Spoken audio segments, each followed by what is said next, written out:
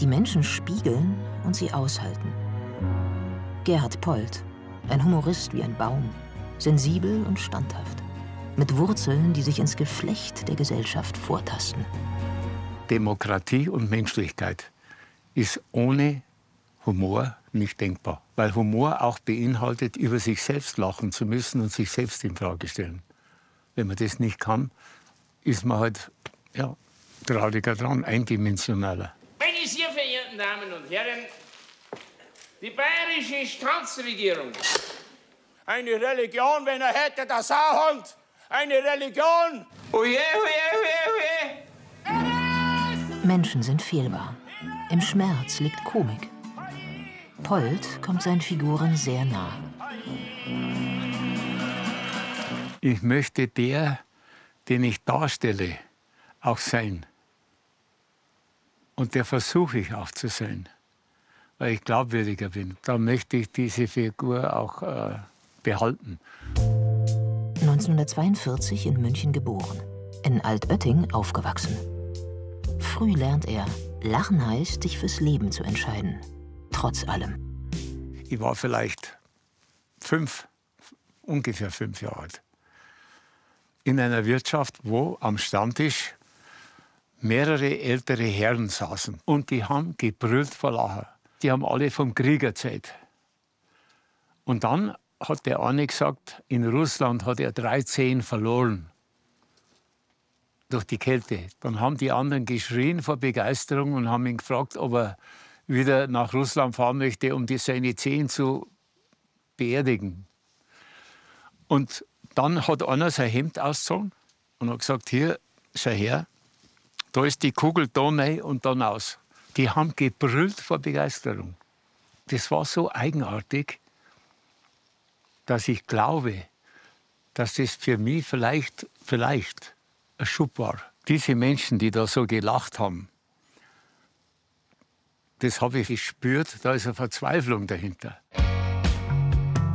Die Verwundeten, die in sich Gefangenen und die sich einfach nur selbst im Weg stehen. Alles seine Figuren, sogar Büroklammeraffen. Wie ein Körperfresser vereinnahmt er sie. Diese Isental-Autobahn ist juristisch einwandfrei. Sonst ist es Sauerei, aber juristisch wunderbar. Die Hartnäckigkeit, etwas nicht zu sehen und vorbeizuschauen, die ist so stark, dass es manchmal wirklich was Schreckliches hat. Aber manche Leute schauen nicht weg, weil sie unbedingt nur wegschauen wollen, sondern das ist innen drin. Man sieht bestimmte Dinge einfach nicht. Man will es auch nicht sehen, aber man sieht es auch nicht. Rhetorik des Gegenteils. Indem Polt Lieblosigkeit und Haltlosigkeit verkörpert, erzählt er von Liebe und Halt. So wie in Man spricht Deutsch. In den Vorurteilen deutscher Touristen zeigt sich ihre Sehnsucht nach Italien. Guten Tag, schönen Tag heute. Ja, leider, der letzte. Wir müssen wieder nach Hause. Na also, gute Reise. Danke. Nein, wir kommen schon einmal vorbei. Ciao. Wir hätten das Auto doch lieber erst heute Abend packen sollen. Ja, wieso? Ich möchte auch noch was vom letzten Tag haben. Ich bin todfroh, dass wir gestern schon gepackt haben. So ein Leichtsinn, ein vollgepacktes Auto mitten in Italien einfach so rumstehen lassen. Erwin, schau! Schnell! Ich habe tatsächlich jemanden gekannt, die sind mit dem Auto runtergefahren und dann haben die tatsächlich sich da verbreitet, haben eine Liege hingelegt, mehrere Liegen. Und dann musste immer abwechselnd einer auf das Auto schauen, damit es nicht gestohlen wird. Da habe ich gedacht, das ist verrückt. Wir dürfen das Auto nicht mehr aus den Augen lassen. Ja, einer muss immer schauen. Wir müssen uns abwechseln beim Baden. Einer muss immer schauen. Ja, einer muss immer schauen.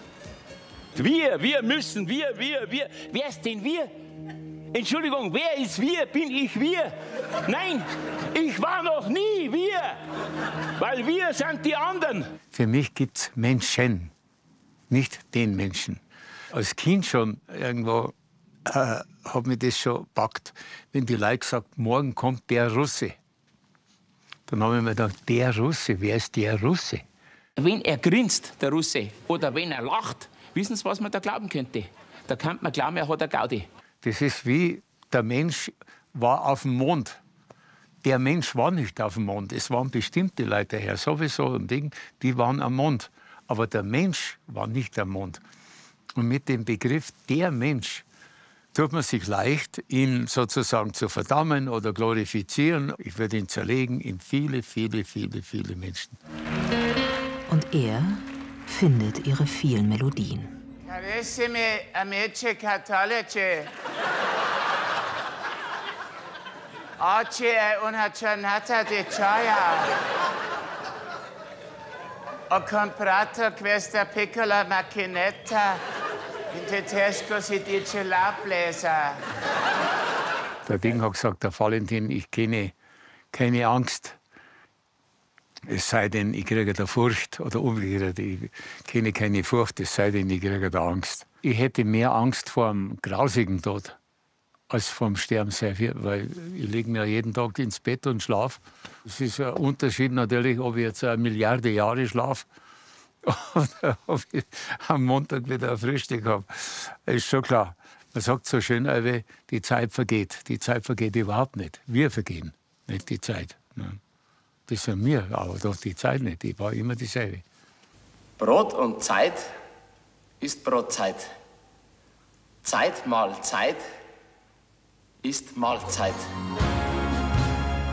Gerhard Polt bekommt nun beim Bayerischen Kunstpreis den Ehrenpreis. Von uns aus gerne.